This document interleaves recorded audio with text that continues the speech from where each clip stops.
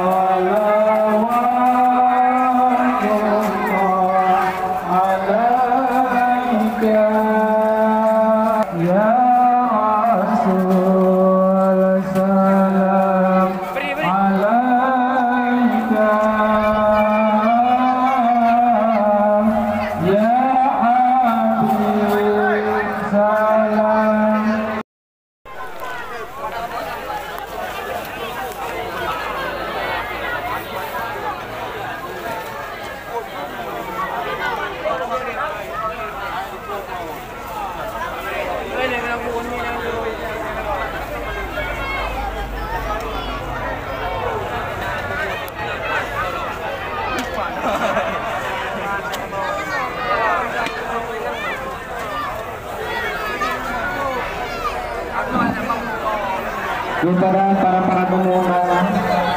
untuk malam kedua-dua melangkah bak tempat kamu di sinona kamu adakan dakwah Islamiyah dalam rangka memperingati hari lahirnya baginda Nabi Muhammad sallallahu alaihi wasallam yang dibicarakan oleh Tunku Masyur Wahrani dari Aceh Utara. Kepada kaum muslimin dan kaum muslimat, para tamu undangan untuk malam kedua-dua melangkah bak tempat di sinona kamu adakan dakwah Islamiyah dalam rangka memperingati hari lahirnya baginda Nabi Muhammad sallallahu alaihi wasallam yang dibicarakan Ria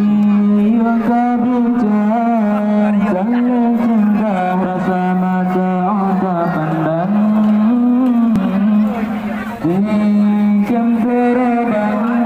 wa'u alam bahasa dalam rimba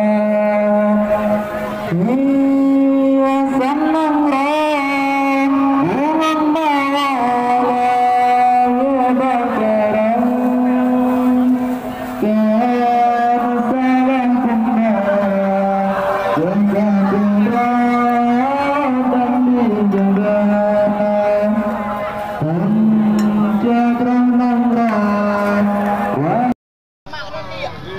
kepada kaum muslimin dan kaum muslimat, para tamu undangan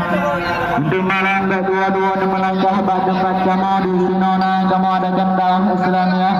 dalam rangka memperingati hari lahirnya baginda Nabi Muhammad sallallahu alaihi wasallam yang dibicarakan oleh Tunku Masyur Wahrani dari Rungku. Bye.